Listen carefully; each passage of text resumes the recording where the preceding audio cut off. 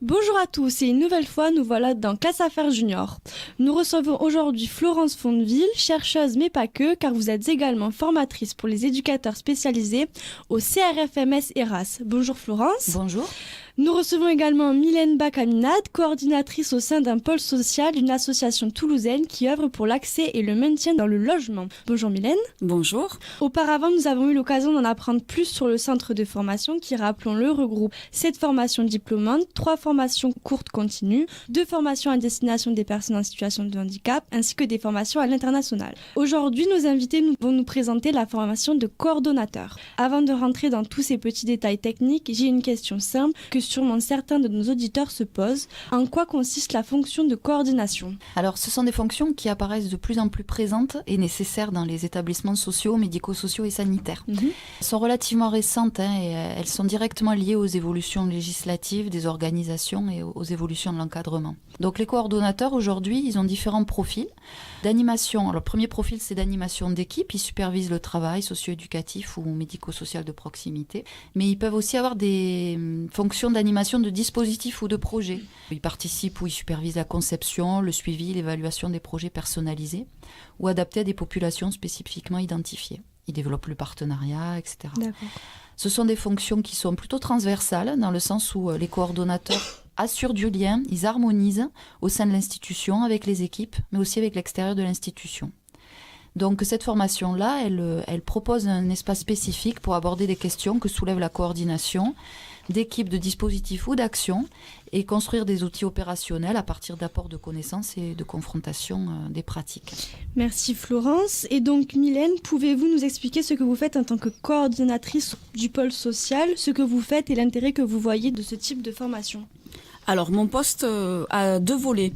En fait, je suis donc coordinatrice de plusieurs dispositifs où là, mon travail consiste à organiser le travail au sein de l'équipe. Je fais notamment, par exemple, la répartition des dossiers, l'organisation de réunions, par exemple. Mais je suis aussi là pour apporter tout ce qui est conseil technique aux travailleurs sociaux. En tant que référente de ces dispositifs, je suis l'interlocuteur auprès de nos commanditaires, mais aussi auprès des partenaires. Le second volet de la coordination se fait pour moi sur l'ensemble du pôle social. Je suis là chargée du plan de formation, par exemple, pour l'ensemble des travailleurs sociaux. J'organise aussi les rencontres partenariales. Je réponds aux appels à projets et aux appels d'offres. Et dans ce cadre, j'ai récemment pu proposer et mettre en place un nouveau dispositif au sein du pôle social. Lorsque j'ai fait cette formation, cela faisait 3 ans que j'étais coordinatrice sur les 7 années passées dans l'association. Pour moi, faire cette formation était devenu une évidence pour répondre aux nombreuses questions que je me posais sur ma pratique professionnelle, car j'ai créé mon poste à partir de ce que je suis. Mais j'avais aussi donc besoin d'apports théoriques et d'échanges avec d'autres professionnels et d'autres coordinateurs. Faire cette formation, c'était pour moi aussi un moyen de légitimer ma place dans l'équipe. Il faut cependant acquérir ou renforcer les connaissances nécessaires à l'exercice de cette fonction pour devenir coordonnateur. Florence, pouvez-vous nous préciser les points abordés dans cette formation ? Oui, alors la formation, elle s'articule en 3 modules de 5 jours chacun.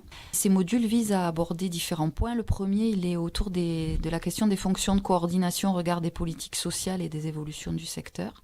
Le deuxième module, il est plus spécifique à l'animation d'équipe et à la question de la coordination au regard des actions transversales de projet. Et le troisième module, il porte sur les fonctions de coordination au regard des enjeux de coopération et de communication, mais là, interne et externe. Il fait plus le lien avec l'extérieur et la notion de partenariat. Ces modules, ils sont travaillés à partir d'apports théoriques, d'échanges, d'exercices et de mise en pratique. Ils articulent vraiment ces 2 aspects-là, tous ces aspects-là. Donc, pour vous détailler un peu plus les modules et pour vous donner quelques exemples, on travaille par exemple sur les problématiques actuelles et nouvelles en lien avec la fonction. Donc, c'est sur l'évolution des politiques sociales liées à l'intervention, le droit du travail, l'organisation du travail, l'environnement institutionnel. On travaille également sur le repérage des missions du coordonnateur, sa place dans l'organisation, sa posture. Donc par exemple, on travaille plus précisément sur une fiche de poste pendant la formation avec les stagiaires. On travaille aussi la fonction d'animation, animer une équipe, coordonner l'action, assurer un encadrement technique des équipes et sur toute la question de communication en interne et en externe. Mylène, pouvez-vous peut-être réagir par rapport à ces modules et à leur contenu ? Oui, alors l'organisation de cette formation, qui est donc divisée en 3 modules, comme vient de le présenter Florence, qui se répartit dans le temps, permet entre chaque module de prendre du recul et de revenir sur la formation en ayant pu observer et constater des éléments sur le terrain. Cette formation permet de nous questionner sur le positionnement et le rôle de coordinateur qui n'est pas toujours bien compris. Le travail mené dans la formation sur la fiche de poste notamment nous permet de poser par écrit en quoi consiste notre travail au quotidien. Les 3 modules sont très différents mais se complètent parfaitement.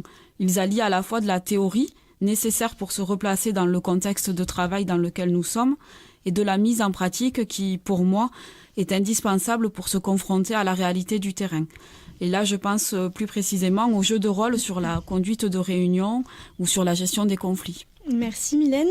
Rappelons que chaque module peut être suivi de façon indépendante et donne lieu à des attestations de présence. La réalisation de l'ensemble des 3 modules donne lieu à la délivrance d'une attestation de formation aux fonctions de coordination. Précisons que ces 3 modules s'articulent sur 2 centres de formation différents. Pour le premier module à l'Institut Saint-Simon Arcea. Pour les modules 2 et 3, ils sont accueillis au CRFMS Erasme. Pouvez-vous nous préciser les prochaines dates notamment ? Oui, tout à fait. Il y a un groupe qui va démarrer là en janvier. Donc le module 1 aura lieu du 29 janvier au 2 février 2018. Le module 2 du 26 mars au 30 mars 2018. Et le module 3 du 28 mai au 1er juin 2018. Merci. Donc pour ce qui est des modalités d'admission, il y a plusieurs critères à réunir pour prétendre à la formation. Pouvez-vous les développer ? Oui, donc les personnes peuvent être déjà coordonnateurs d'équipes, de projets ou de réseaux. Ils peuvent être en activité ou pas. Ça peut aussi être des personnes qui souhaitent du coup avoir des fonctions de coordination dans leur avenir, qui s'y destinent. Au niveau du niveau requis, c'est à partir du niveau 4, mais les personnes peuvent également y accéder à partir du niveau 5 si elles peuvent justifier de 4 années d'expérience dans le secteur sanitaire, social et médico-social et l'animation, et être donc détenteur d'un diplôme de niveau 5 du secteur. Eh bien, nous vous remercions Florence et Mylène de nous avoir présenté la formation de coordonnateur et d'avoir répondu à nos questions. Pour toute information supplémentaire, nous vous invitons, chers auditeurs, à consulter notre site www.erasme.fr où vous pourrez retrouver plus en détail la plaquette des coordonnateurs, mais également les formations présentées précédemment. N'oubliez pas que nous serons présents à InfoSup du 6 au 9 décembre prochain.